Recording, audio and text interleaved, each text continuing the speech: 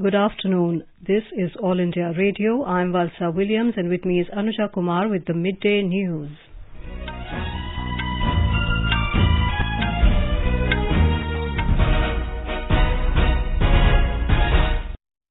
The headlines. Prime Minister Narendra Modi to lay foundation stone of Phase 2 of Kochi Metro and other projects of public transportation today. Country's first indigenous aircraft carrier INS Vikrant all set for commissioning.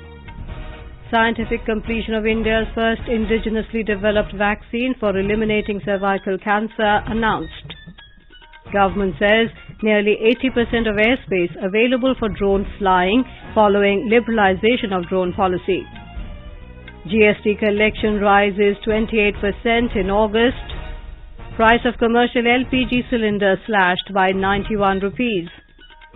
UNHRC says extent of arbitrary detentions against Uyghurs and others in China may constitute crimes against humanity. And India's ace shuttler HS Pranoy reaches quarterfinals of Japan Open Badminton.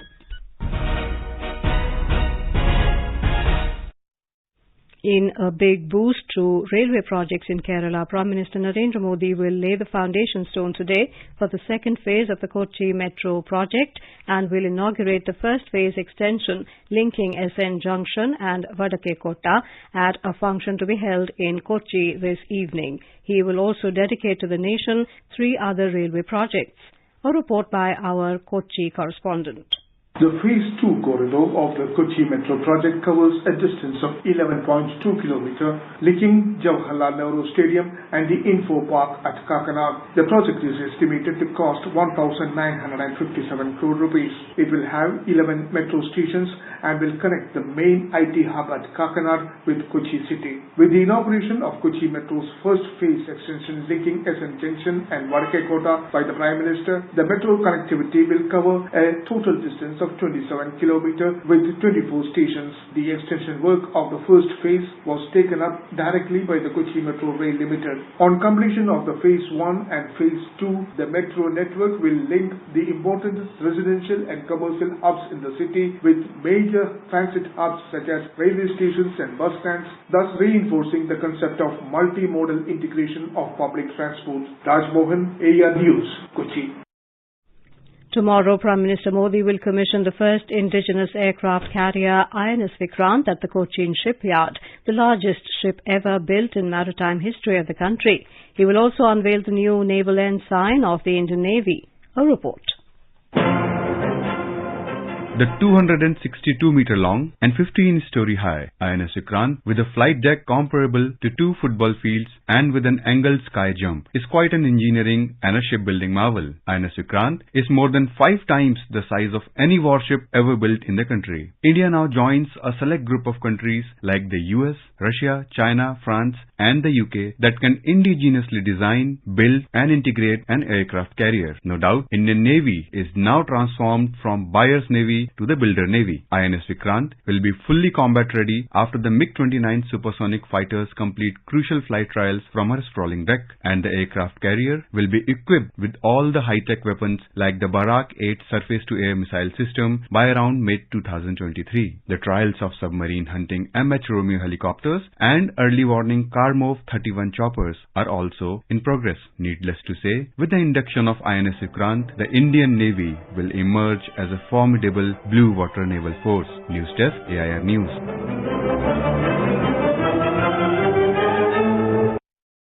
The Prime Minister will also inaugurate and lay the foundation stone of projects worth around 3,800 crore rupees in Mangaluru in Karnataka. More from our correspondent.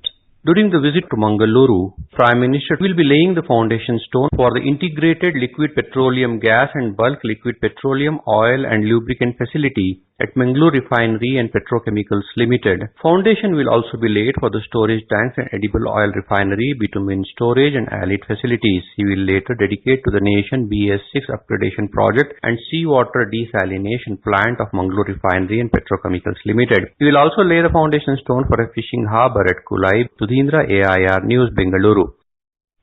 Union Minister Dr. Jitendra Singh today announced the scientific completion of India's first indigenously developed quadrivalent HPV vaccine for eliminating cervical cancer. Scientific completion implies that R&D activities pertaining to the vaccine are complete, and now the next step of making them available to the public would take place. Speaking on the occasion in New Delhi, Dr. Jitendra Singh said this is India's first indigenously produced, affordable and cost-effective QHPV vaccine. At the outset, I want to congratulate the biotechnology team, Rajesh and his team, for the manner in which they have come out with this launch with a very passionate pursuit. And as Punawar said, it will happen after a few months, they'll in the market. Dr. Singh said the vaccine will be affordable and add to the esteem of the common Indian. He added that it will live up to Prime Minister Narendra Modi's call for an Atmanirbhar Bharat. The minister said the schemes and initiatives taken by the Modi government in the healthcare sector like Ayushman Bharat have put India in a position where it can now think about preventive healthcare. Addressing the gathering, CEO of Serum Institute of India, Adar Poonawalla, said they are now focused on the well-being of women. He said women have to be healthy if they are to be empowered. Mr. Poonawalla said India has to be self-reliant and it is important for the government and private sector to work together. Minister of State for Civil Aviation, General V.K. Singh, retired, says the government has liberalized the drone policy to give a fillip to those who want to manufacture or set up drone industry. He said now nearly 80% of the airspace is available for drone flying. The minister was addressing a program on making India a global drone hub organized by FICCI in New Delhi today. The government has liberalized the whole policy for drones so that it can give a fillip to people who want to manufacture, people who want to set up the industry and people who have the passion to take the things forward. So this particular seminar of India as a drone hub is well called for. A hub is what is desirable. If we do not look at it more ambitiously, then things will not. Where the government is concerned, old rules were liberalized to an extent that today 90% of the airspace is available for carrying off drones. All the regimens that existed have been liberalized. The minister added that the government has also brought up production-linked incentive PLI scheme to promote the growth of drone manufacturing by private companies. He stressed on the need for quality standards, innovation and more research and development in the sector to make the country a global hub for drones. Housing and Urban Affairs Minister Hardeep Singh Puri has expressed confidence that India will succeed in achieving the Sustainable Development Goals. He said the government is implementing all the SDGs with vigour, commitments and dedication which will help in transformation of the country. He was speaking during an event, Smart Solutions Challenge and Inclusive Cities Awards 2022 in New Delhi today. Mr. Puri said SDGs reflect the philosophy which the Modi government already put in place since 2014. He said it is moving from Sarvodaya to Antyodaya to ensure the welfare of all the people in the country. The GST collection has increased by 28% to 1.43 lakh crore rupees in August this year. It was over 1.12 lakh crore rupees in the same month last year. In a statement, the Finance Ministry said out of the total collection in August this year, CGST is over 24,000 crore rupees, SGST is around 31,000 crore, IGST is over 77,000 crore and cess is over 10,000 crore rupees. During August, revenue from import of goods was 57% higher and the revenue from domestic transaction, including import of services, was 19% higher than the revenues from these sources during the same month last year. For 6 months in a row now, the monthly GST revenues have been more than 1.4 lakh crore rupee mark. This is a clear impact of various measures taken by the GST Council in the past to ensure better compliance. Better reporting coupled with economic recovery has been having positive impact on the GST revenues on a consistent basis. The country's gross domestic product, GDP, for the April to June quarter of the current financial year grew at 13.5%. According to the provisional estimates by the Ministry of Statistics and Programme Implementation, in the first quarter of 2022-23 fiscal, agriculture, forestry and fishing sector rose 4.5%. The manufacturing sector grew 4.8% and the construction sector appreciated by 16.8%. The GDP segment of trade, hotels, transport, communication and services related to broadcasting logged growth of 25.7% in the current fiscal. The price of 19 kilogram commercial LPG cylinder has been reduced by 91 rupees 50 paise. According to the Indian Oil Corporation, a commercial LPG cylinder will now cost 1,885 rupees in Delhi. It will now be available at 1,995 rupees 50 paise in Kolkata and 1,844 rupees in Mumbai. In Chennai, it will now cost 2,045 rupees. The reduced prices will come into effect from today. The National Investigation Agency has announced 25 lakh rupees cash reward for giving information about underworld gangster Dawood Ibrahim.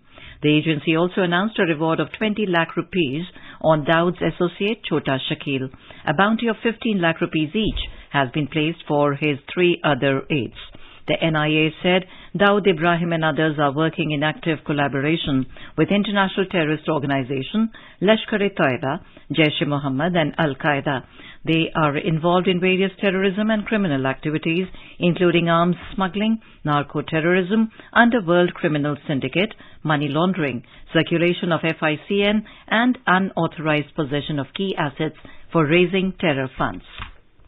In Bihar, Sugarcane Industry Minister Kartik Kumar has resigned from his post amid a legal controversy. Chief Minister Nitish Kumar has accepted his resignation and sent his recommendation to Governor Phagu Chauhan. Kartik Kumar is expected to appear in court in a kidnapping case, with his interim protection from court against any coercive action ending today. Kartik Kumar is an MLC from the RJD. Revenue and Land Reforms Minister Alok Kumar Mehta has been given additional charge of Sugarcane Industry Department. Home Minister Amit Shah will launch the Central Armed Police Forces e-Awaaz web portal in New Delhi today. The Ministry of Home Affairs said increasing the housing satisfaction ratio for CAPF personnel is one of the priority areas of the government in order to operationalize the revised policy of allotment and to also bring transparency to the allotment process. A common web portal, CAPF e-Awaaz, has been developed. The web portal will enable online registration and allotment of residential quarters to eligible personnel of CAPFs and Assam Rifles. Senior Indian Information Service Officer Dr. Vasudha Gupta assumed charge as Director General of News Services Division of All India Radio today. A 1989 batch officer, Dr. Vasudha Gupta has served in various capacities in the Ministry of Information and Broadcasting in her over 32-year-long career. Before her appointment as DG NST AIR, she was serving as the Director General Press Information Bureau. During her stint at PIB, Dr. Vasudha Gupta played an instrumental role in devising and implementation of information dissemination products during the challenging period of the COVID pandemic. Over 212 crore 52 lakh COVID-19 vaccine doses have been administered so far under the nationwide vaccination drive. Around 13 lakh doses were administered in last 24 hours and around 10,000 people recovered. About 8,000 new cases were recorded during the period. External Affairs Minister Dr. S. Jaishankar has reached Dubai on a 3-day visit to the United Arab Emirates. During his stay, he will co-chair the 14th India-UAE Joint Commission meeting and the 3rd India-UAE Strategic Dialogue with Foreign Minister of UAE Sheikh Abdullah bin Zayed Al Nahyan. The External Affairs Ministry said these meetings will provide an opportunity to review the entire spectrum of comprehensive strategic partnerships between India and the UAE. You are listening to the Midday News on All India Radio. A reminder of the headlines before we move on. Prime Minister Narendra Modi to lay foundation stone of Phase 2 of Kochi Metro and other projects of public transportation today. Country's first indigenous aircraft carrier, INS Vikrant, all set for commissioning. Scientific completion of India's first indigenously developed vaccine for eliminating cervical cancer announced. Government says nearly 80% of airspace available for drone flying following liberalization of drone policy. GST collection rises 28% in August. Price of commercial LPG cylinder slashed by 91 rupees. UNHRC says extent of arbitrary detentions against Uyghurs and others in China may constitute crimes against humanity. And India's ace shuttler H.S. Pranoy reaches quarterfinals of Japan Open Badminton. For quick news updates round the clock, follow us on our Twitter handle @AIR News Alerts. क्या आप वरिष्ठ नागरिक हैं? क्या आपके मन में सेहत, आर्थिक, सामाजिक या भावनात्मक मुद्दों से जुड़ा कोई सवाल है? आकाशवाणी आपके लिए लेकर आया है कार्यक्रम एक कदम और बुजुर्गों के लिए, हर रविवार रात 9:30 बजे FM गोल्ड पर। रविवार 4 सितंबर FM गोल्ड पर रात 9:30 बजे प्रसारित होने वाले हमारे कार्यक्रम का विषय है बुजुर्गों के लिए रोजगार के वैकल्पिक अवसर। आप अपने सवाल हमें 1 सितंबर तक भेज सकते हैं। हमारा नंबर है 9289094044। आप हमें ईमेल भी कर सकते हैं। पता है एक कदम और yarnews@gmail.com।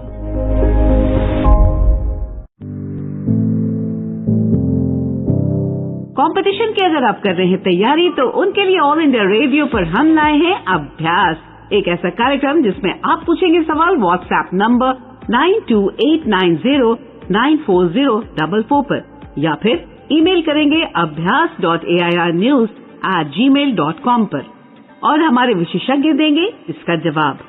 आपका अभ्यास हमारा प्रयास।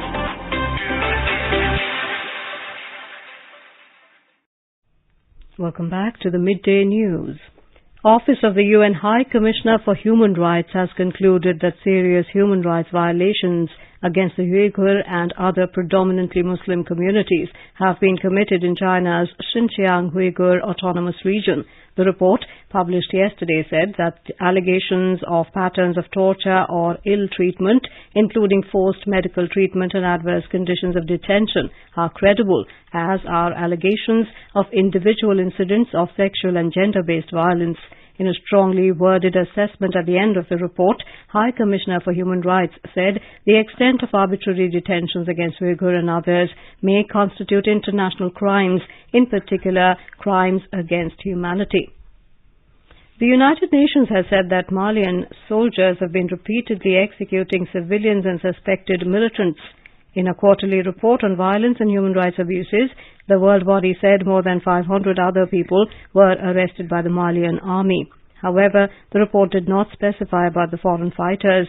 At least 50 civilians were killed during a military operation conducted by army and foreign troops on the 19th of April. The Sri Lankan government and the International Monetary Fund (IMF) have reached a preliminary agreement for a loan of $2.9 billion to support country's economic policies with 48-month arrangement under Extended Fund Facility. In a statement, the IMF said that Sri Lanka's new fund-supported program aims to restore macroeconomic stability and debt sustainability. It is also safeguarding financial stability, protecting the vulnerable, and stepping up structural reforms to address corruption vulnerabilities and unlock growth potential, the statement added. A senior IMF official, Peter Brewer, said that the staff-level agreement is only the beginning of a long road for Sri Lanka. According to media reports, the agreement is subject to approval by IMF management and its executive board. Sri Lanka currently faces its worst economic crisis in 70 years, leading to shortages of food, medicine and fuel. The island nation's worst economic crisis also led to a shortage of foreign exchange that stalled imports of essential items. In Ukraine, the UN nuclear experts today set out from the city of Zaporizhia to visit a nuclear power plant in Ukraine's south to assess any damage. The International Atomic Energy Agency, IAEA, head Rafael Grossi said that UN team of inspectors were pressing ahead with their visit to the Zaporizhia nuclear plant despite increased military activity in the area. The mission arrived in Zaporizhia yesterday. The conditions at the nuclear plant have been unraveling for weeks, with Moscow and Kiev trading blame for shelling in the vicinity and fueling fears of a radiation disaster. Russia has completely halted gas supplies to Europe via a major pipeline, citing maintenance. The Russian state-owned energy giant Gazprom said the restrictions on the Nord Stream 1 pipeline would last for the next 3 days. European governments have accused Russia of using energy supplies as a weapon of war. However, Moscow denies doing this and has cited technical reasons for supply cuts. Russia, which before the reduction started accounting for a bit more than a third of Germany's gas supplies, has also reduced the flow of gas to other European countries which have sided with Ukraine. In recent weeks, Nord Stream 1 has been running at only 20% of capacity. Over the past 75 years since independence, India's largest public service broadcaster, All India Radio, has been the proverbial storyteller for the 1.3 billion citizens across the country. All India Radio is celebrating 75 years of freedom with the series Azad Bharat Ki Baat Akashwani ke Saath. It showcases the journey of India since independence in various walks of life through the storytelling of All India Radio.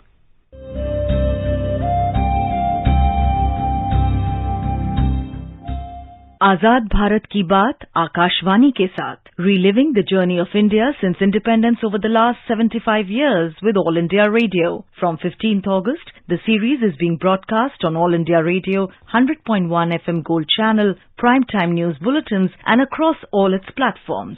Tune in to stay updated with All India Radio.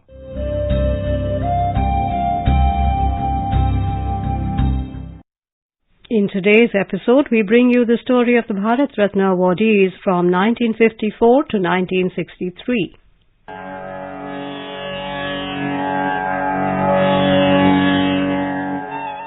The highest civilian award in India is the Bharat Ratna Award, which was instituted in the year 1954. It is awarded for exceptional public service and performance of the highest order in any field of human activity. This award is presented by the President of India.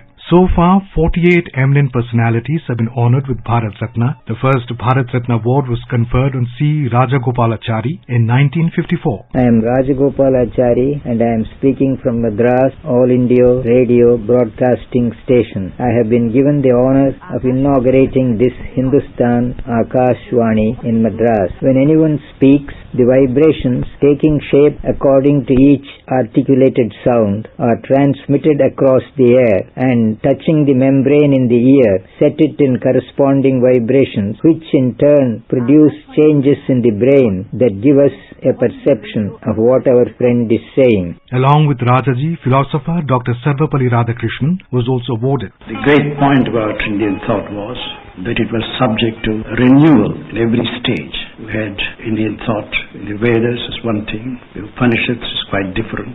You come to the Buddhist and Gita works, different altogether. Then you come to the commentators, Shankara, Ramananda, etc., quite different. Then when you had a number of saint singers like Kabir, Ramananda, etc., who were trying to help us to find out common background of all these religions. It is said to be unity in diversity. Different cultures, different peoples, different religions are getting together. And Indian thought essentially emphasized what you call the saintliness of man. Nobel laureate scientist C.V. Raman too was honored in the same year. The mind, you must keep it fresh. Don't fog the mind with all sorts of things. And then the spirit. You see, behind the mind is also the spirit. The spirit is, the word spirit means really elan. You know what I mean? It's the thing that behind the mind there is something that makes the thing go on. In 1955, activist, philosopher and educationist Bhagwan Das, Dr. M. Vishveshwaraya, civil engineer, statesman and Diwan of Mysore, and Prime Minister Jawaharlal Nehru were given the award. In 1957, Govind Ballabh Pant, activist and first Chief Minister of Uttar Pradesh, was honored. In 1958, Dhondo Keshav Karve, social reformer and educator, was given the award. In 1961, Vidhan Chandra Roy, physician, political leader, philanthropist, educationist and social worker, and Purushottam Das Tandon, activist, Speaker of the United Provinces Legislative Assembly, were honored. In 1962, the award was conferred on Dr. Rajendra Prasad, activist, lawyer, statesman, scholar and first President of India. In 1963, Dr. Zakir Hussain, economist, philosopher, former Vice Chancellor of Aligarh Muslim University and the Governor of Bihar, was honored. Information and skill are not synonymous with education. I will take that risk, for I mean what I have said. Indeed, information and skill are not even reliable measures of education. In order to make them serviceable as such, we must make a distinction. Information, as you can easily see, can be of two kinds. It can be knowledge acquired by someone else by his own mental effort and passed on to us as ready-made information. Or it can be knowledge acquired by us through our own experience, knowledge that has grown in our mind by its own efforts.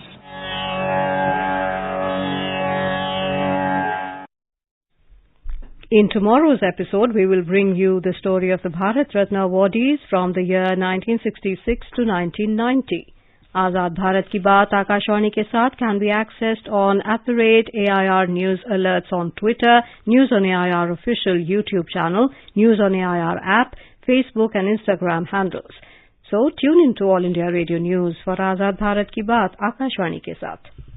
On to sports. In Japan Open, India's ace shuttler HS Prannoy defeated world number 7 and 2021 world champion Loh Kian Yu 22-20, 21-19 to reach the quarterfinals. HS Prannoy will next take on recently crowned bronze medalist at the World Championships Chao Tien-chen. India's Kidambi Srikanth fought hard but lost to Japan's Kanta Suenama 10-21, 16-21 in the men's singles round of 16 tie to crash out of the Japan Open today. In Asia Cup T20 cricket, India defeated Hong Kong by 40 runs in their second game of Group A last night at Dubai International Cricket Stadium to qualify for the Super 4 stage. Put into bat first, India posted a big total of 192 runs for 2 in the stipulated 20 overs. In reply, Hong Kong could only manage to score 152 for the loss of 5 wickets in 20 overs. In US Open tennis, Andy Murray beat American wildcard Emilio Nava to reach men's singles third round in New York last night. Britain's Murray won the match 5-7, 6-3, 6-1, 6-0. In men's singles second round, top seed Daniel Medvedev will face Frenchman Arthur Rinderknech, while sixth seed Felix Auger-Aliassime will play against Breton Jack Draper today. In women's singles, China's Wang Zhu stunned world number 3 Maria Sakkari to reach the third round of a Grand Slam for the first time. 75 rank Wang knocked out her Greek opponent 3-6, 7-5, 7-5. She will now face either Alison Risky-Amritraj of US or Camelia Osorio of Colombia for a place in the last 16. In some more news, in Uttar Pradesh, the commercial city Kanpur is going to get world-class airport facilities by the end of this year. The Airport Authority of India has undertaken the development work of civil enclave at Kanpur Airport with enhanced passenger facilities at a project cost of 143.6 crore rupees. Kanpur city is the commercial capital of Uttar Pradesh and hub for leather, textile and defence production. Considering the growth in passenger traffic, the development project includes construction of a new terminal building and aprons suitable for parking of 3 A321 type aircraft. In Odisha, the Nuakhai festival is being celebrated today. In this festival, celebrated particularly in western Odisha, the new rice of the season is offered to the deities even before the crop is harvested. People take the new rice, so offered to the goddess, as prasad, thereby symbolizing their gratitude to the divine for blessing them with anna or food. Many dignitaries, including the Union Education Minister Dharmendra Pradhan, have greeted the people on the occasion. Now let us have a look at the weather forecast for today. National capital Delhi will have mainly clear sky, becoming partly cloudy towards afternoon or evening. Minimum temperature was 26 and maximum will be 36 degrees Celsius. Mumbai will have generally cloudy sky with light rain. Minimum temperature was 25, maximum will be 33. Chennai will have thunderstorm with rain. Minimum temperature was 24 degrees, maximum will be 33. Kolkata will have partly cloudy sky with possibility of moderate rain or thunderstorm. Minimum temperature was 28 degrees, maximum will be 36. Srinagar will have mainly clear sky, becoming partly cloudy towards afternoon or evening. Leh, Gilgit and Muzaffarabad will have partly cloudy sky. And now, before we end the bulletin, the headlines once again. Prime Minister Narendra Modi to lay foundation stone of Phase 2 of Kochi Metro and other projects of public transportation today. Country's first indigenous aircraft carrier INS Vikrant all set for commissioning. Scientific completion of India's first indigenously developed vaccine for eliminating cervical cancer announced. Government says nearly 80% of airspace available for drone flying following liberalization of drone policy. GST collection rises 28% in August.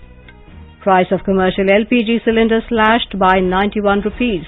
UNHRC says extent of arbitrary detentions against Uyghurs and others in China may constitute crimes against humanity. And India's ace shuttler HS Prannoy reaches quarterfinals of Japan Open Badminton.